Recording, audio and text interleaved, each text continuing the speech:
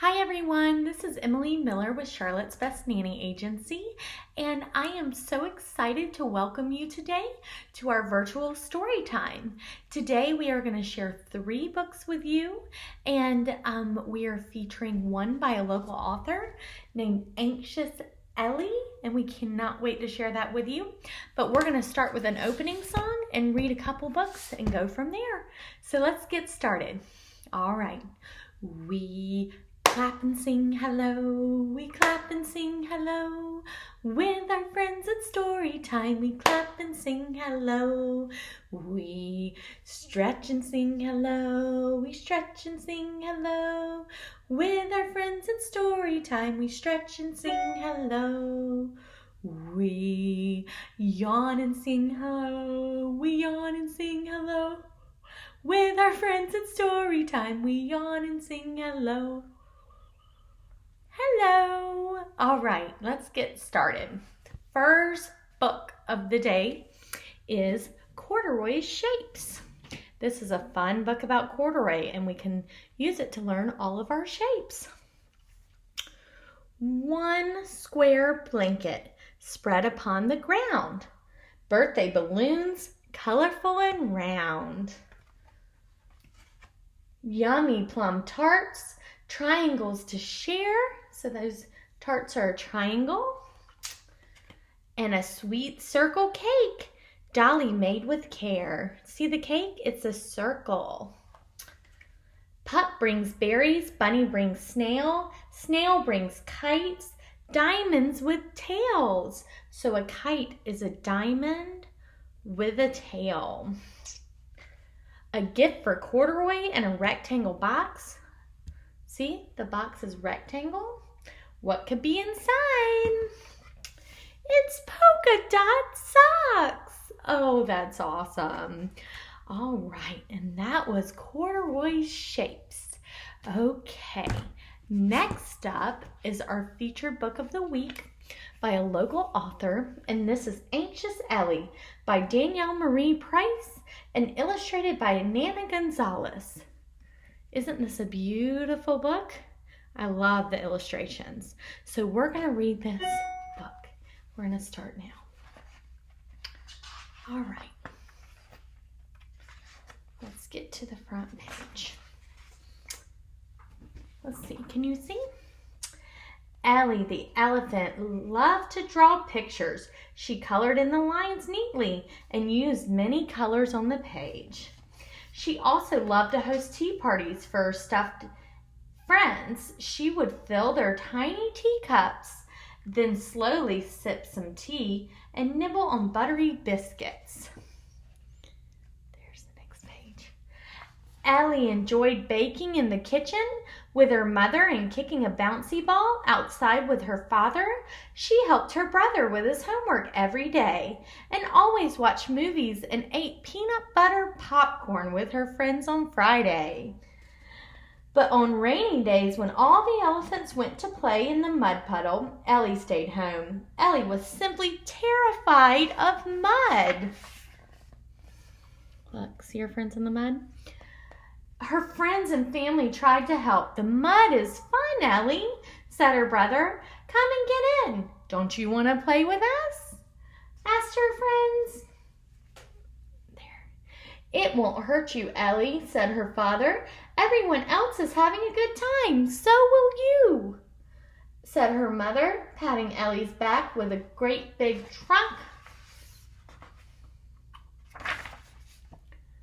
But no matter what, Ellie would not get into the mud puddle. She sometimes had scary dreams at night about sinking into the mud and sticking there forever. She was certain the mud puddle would swallow her whole.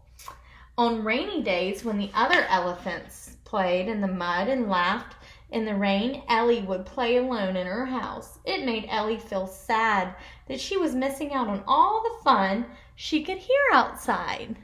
See the pictures? Sometimes Ellie would try to get in. She would put her pink swimsuit on and stand at the edge of the mud puddle. Once she even dipped a toe into the very top of the mud.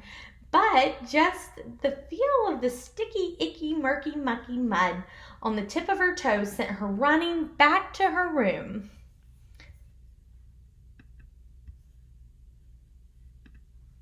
A lot of times, Ellie would cry because she felt different. She wished the mud wasn't so scary so she could dive in and laugh.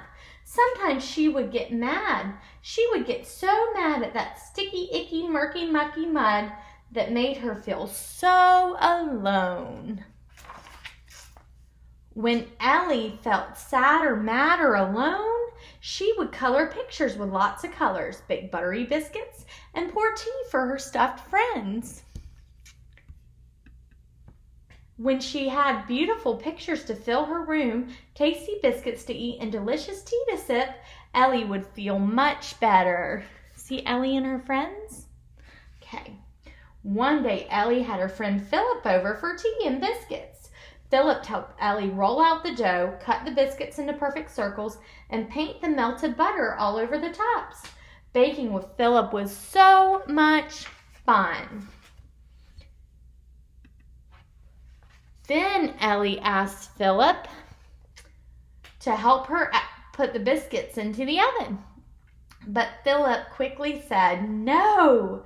Philip seemed sad as he told Ellie how he really didn't like anything hot. He didn't like campfires, candlesticks, fireworks, lanterns, and definitely not hot stoves. See them at the oven? Ellie took the tray from Philip and put the biscuits in the oven. Philip sat down and put his head on his hooves. Ellie knew Philip felt embarrassed. She sat down and told him all about how she was afraid of the sticky, icky, murky, mucky mud, and how sometimes that made her sad too. See, they're at the oven now. When the biscuits were ready, Ellie took them out to cool. Philip watched as Ellie was not afraid of the oven heat, and he had a great idea. Every time it rains, I will come over after, and we all play in the mud puddle and tell you all about it, so you don't feel left out, said Philip. That would be great, Ellie said, taking a big bite of buttery biscuit. And I can make biscuits while you're playing. Then they will be cooled off when you get here and you won't have to go near the oven, she decided. So the next time it rained and Ellie heard all her friends playing in the mud puddle, she quickly got to work with her baking. When Philip got to her house, she had iced tea and warm, not too hot biscuits waiting for them to sip and to nibble. They colored pictures with many colors and laughed about how Philip had belly flopped into the mud puddle as they ate buttery biscuits and sipped delicious tea. See Philip and Ellie? Ellie and Philip learned that everyone has fears, and that's okay, but nobody ever has to be alone. And that was an awesome book, Anxious Ellie by Danielle Price. And we have got great news for you because we are going to give one lucky viewer a copy of this book. It's signed by Danielle. And we can't wait to give this to whoever wins it. To be entered to win, all you have to do is like this post and tag someone that you think would enjoy Anxious Ellie. All right. Our last and final book is a fun one. It's called Giraffe Problems. So let's get started. Giraffe Problems by Jory John, illustrated by Lane Smith. Giraffe Problems. I feel bad about my neck. I do. I can't help it. It's too long, too bendy, too narrow, too dopey, too patterned, too stretchy, too high, too lofty, too necky. Yes, my neck is too necky. Everybody stares at it. This guy, him, that guy, her, them, whatever that is, and her again. Oh my goodness, look. Yep, I feel bad about my neck. I've tried dressing it up. I've added a scarf, 2 scarves, a bundle of scarves, a mountain of scarves. I've tried bow ties and regular ties and both. I've tried hiding it away. I've used shrubs. I've hung out in ditches. I've stood behind trees. I spent time in the river. Other animals have necks that just work. Take a gander at this zebra's neck. Stripes always look good, so classic. Stop staring at me. Or gaze upon this elephant's neck, strong, powerful, yet graceful. Stop talking about me. Or glimpse this lion, whose neck is adorned with a glorious mane of flowing locks. What a sight! How inspiring. Why can't I have a neck like that? Are you always this loud? My mom always said I should be proud of my neck. She said other animals would love to have a neck like this. Yeah, right. No offense, Mom, but nobody wants this neck. It's a neck only a mother can love.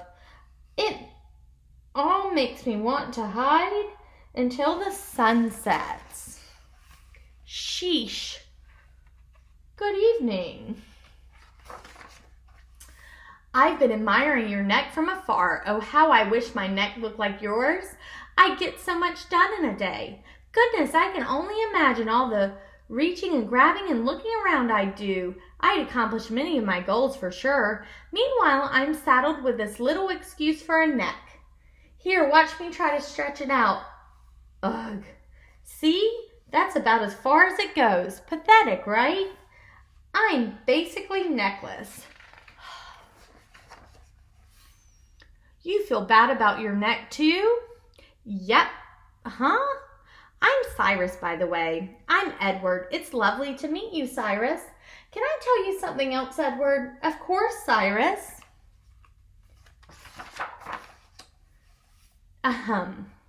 There is a hill in the distance, which you can surely see from your great vantage. I've stood on that very hill for 7 straight days now, staring skyward, watching as a single piece of fruit, a lone banana, slowly changed from green to yellow, ripening. I've endured windy nights and unseasonably brisk mornings, with very little sleep as I waited and waiting, hoping against hope that the fruit would drop before me so I could sample its sweetness and nourish myself in the process. Yet day after day I've felt like such a fool as I've stretched my neck towards those greedy branches, only to be limited by my own physical shortcomings. You want a banana from a tree? My goodness, look at the giraffe. Plonk! And he got the banana for the turtle. Here you go. Whoomp. Oh, you did it. You made it look so easy. Munch, munch, munch, munch, munch. Delectable. So that's what a banana tastes like, huh? It was worth the wait. Edward, face it, your neck is impressive. It allows you to do amazing things. For instance, you just solved my week-long banana dilemma in 10 seconds. Well, thank you, Cyrus. I think you have a swell neck, too. It's elegant and dignified, and it works well with your show. That means a great deal to me, Edward. Say, do you like bow ties, Cyrus? I'm not sure, Edward. I have very little experience with them. You look wonderful, Cyrus. As do you, Edward. I feel good about our necks, Edward. Thank you, Cyrus. For once, so do I. Yes, for once, so do I.